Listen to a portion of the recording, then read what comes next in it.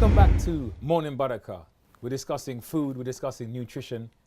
And exercise. Indeed, indeed. And cocktails, mocktails, actually. We shouldn't say them cocktails. A mocktail. A mocktail, and my favourite, actually, Pina Colada smoothie. So you what's the fascination with the mocktail with the Pina Colada? Is it the ingredients? Is it the combination? It's actually the first one I ever tried years ago. Yeah, it's just so, it just hits all the right places, doesn't it? Like, you know. And 100% halal. Yeah, absolutely. It's just, you know, so refreshing. And when you're sort of going to somewhere exotic and, you know, you've got this glass and, you know, it's just, oh, lovely. So anyway, Cool, let's see what your recipe All right, let's go for it. Let's go for it. What have you got in this healthy version? So we've got the pineapple, we've got the coconut water, we have the yogurt. Okay. And the secret ingredient. Okay. It's all in the So spin. bismillah It's all in the starts. spin. Bismillah. All right, so let's get these pineapples in. This one we can actually use a lot of the pineapple juice as well. Are these sort of, do you make mocktails or anything? Do you make mocktails at home yourself? No, not really, but I was really Not a looking fan? forward to this. No. Why I'm not anti. Yeah. I just never get round to it. I just never get okay. round to it. But so I was, you know, this is a bit of a novelty. I was, you know, quite pumped. So Maybe, here we have. Maybe we can change your mind then. So make sure you put all of it in. You see it's empty. I feel like It's Blue Peter version. exactly. We have our coconut water. Okay. So this is obviously a healthy version, So isn't yeah. it? Yeah. So it's like yeah, very. This is very healthy. This is real cool. This is real cool. And we can add some yogurt as well. I feel like there's something missing. What was missing? We don't have any. Well, we have our pineapples for the sugar factor because I feel like you have honey or. No, I think it's just a bit more. It's a simpler recipe, isn't it? So you can add it all in. Bosh. You like yogurt, don't you? I love yogurt. I can't get enough of it. So if this is too yogurty, it's going to be your fault. No, it'll be fine. It'll be fine. Trust me. It's not convincing me. I'm a therapist. Right. Okay. So what are the health benefits of this one? It's got pineapple, coconut water. Can I say this? The health benefits is this is good for the mood because mocktails make people happy. They do make. Right. Yeah. So we got a smile in life. So I'm not too sure about the nutritional aspect, but just the mood. Well, it has a Greek yogurt. in it, doesn't A it? mood brightener and your antioxidants with your pineapple. All right, so blast. Wish me luck. Hope it doesn't, you know. Ooh. Actually, this one looks good. Yeah. This one looks good.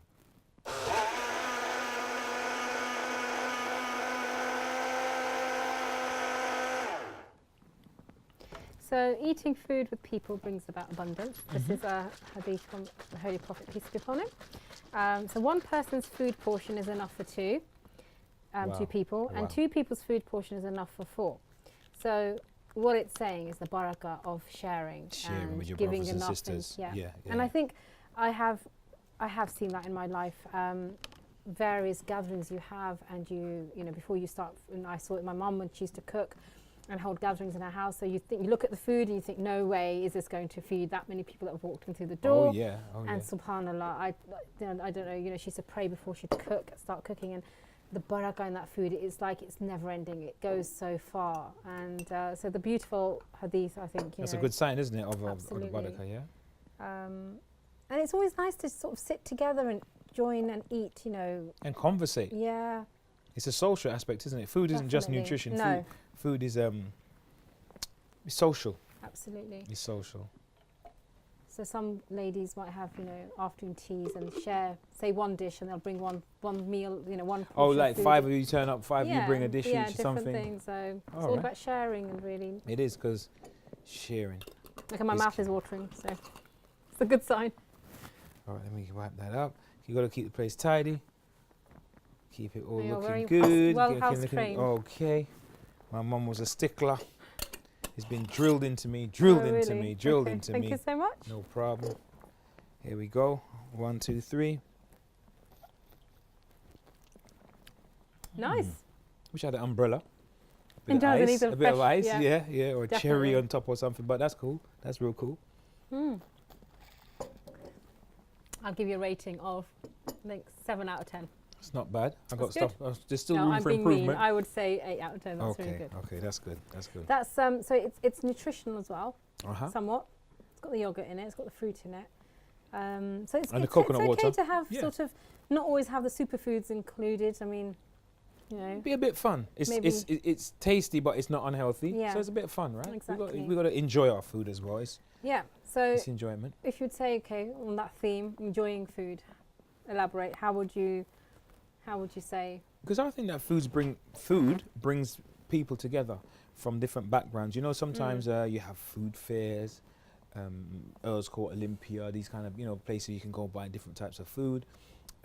Restaurants, you got Britain's quite a multicultural place. Southeast Asian meals and Brick Lane, and you got your different Chinese restaurants, food from the Far East, food from Europe.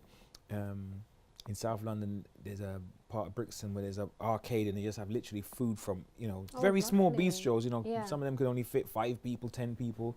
Very small place, but you got Mexico, then you got Peru, then you got Japan, then you got Jamaica, then you got Guyana, and just on and on and on, just a garrison of food. That's It's amazing. Yeah. And you see people from everywhere attracted. Trying different cuisines. Yeah. But in terms of I know even in central London there have been restaurants popping up which cater for all halal menus, and they've got sort of Western foods. They've got you've got your shepherd's pies, you've got your spaghetti bolagnese, you've got your, beef pies, all very English but all halal, and it's absolutely amazing because I think one of the things that when you're eating out, and so much emphasis is put on our food about halal, and making sure that our food is is actually good for our souls. It's halal, and it's actually what it is.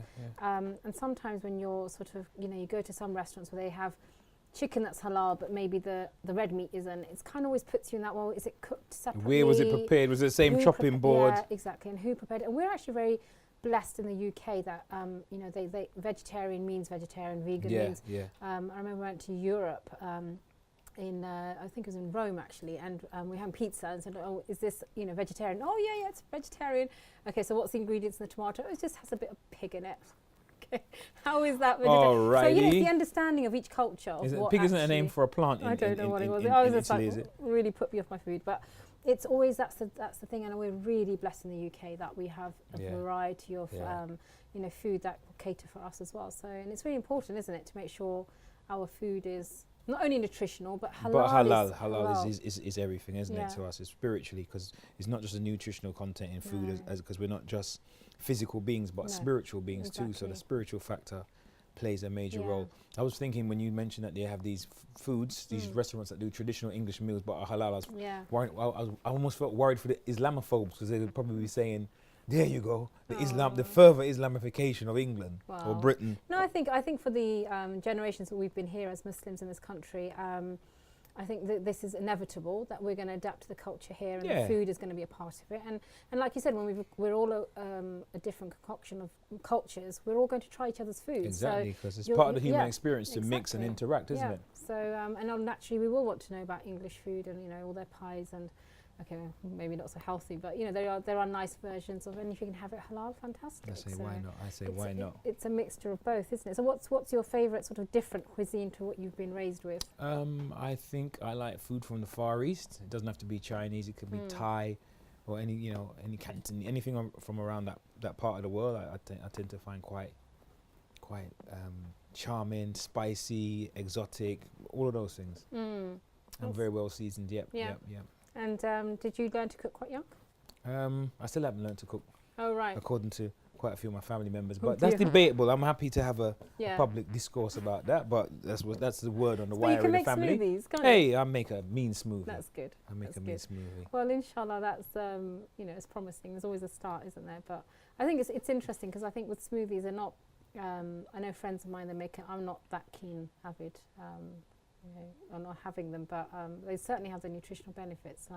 More of actually eating raw fruit and things. So it's certainly helping me to, maybe inspire me. That's good. Yeah. I love this portion because I'm pretty safe. I play, I play like in cricket, I play it safe, and I mainly go for my porridge, my bananas, light bit of peanut butter, pre-workout meal type of smoothie. I play it safe, but this is a fun section because it gives me a chance to experiment and test out. You know. So do you give it to family members, friends? Do you sort of? Yeah, sometimes. Helps, okay. When I start a new culture of inviting people over for a smoothie, come over. I'm doing a smoothie. Get together. Come over. I'm doing a smoothie. You know. So when you talk about fitness as well, in terms of a sort of a daily, something that's okay. You've got walking. That's not going to take much. Not too much effort. No. For somebody. And what about sort of like people who perhaps don't want to go to the gym? What else could they do? So there are a lot of exercise videos that you can actually buy. You know the old famous Jane Fonda workout when it was the days of the VHS, and obviously since then technology's moved with the times, and you have DVDs or stuff that's online. But there's a lot of exercise that's online in terms of movement. Box aerobics, like kind of Taibo, Taibo type aerobics, movement. That's basically movement. I mean, you can even a skipping rope if you've got a garden. Right. So many things that being creative. A medicine ball, a few if you water bottles that have the handles. For example, you can fill them up with water and they can simulate weights. You can do various exercises. So without having to go out and purchasing anything expensive, but just using a little bit of know-how, a little bit of research, even just your body weight, simple things like press-ups, sit-ups. I'd love to be able to give a demonstration, but I didn't. You're not quite I didn't come prepared for the occasion. But there is no real reason in terms of expense or in terms of time, and because health is wealth. Even if you're busy, even if you have a hectic schedule, if you're not featuring in time to take care of your nutrition and your exercise routine, then you might not be busy for that long. Because it's going to impact your health in the long run. And I think it's the lifespan is what it is, but it's the quality that you'll be extending, won't it? That at the end, you don't want to be debilitated with any long-term health avoidable health conditions. Exactly. So your diabetes, health diseases. We can prolong it as much as possible through our own efforts. Then that would be life worthwhile, won't it? Rather than being dependent on medication, hospital visits, mobile and all these type of things. Well, thank you so much. I did genuinely enjoy that smoothie. And next up, we have politics.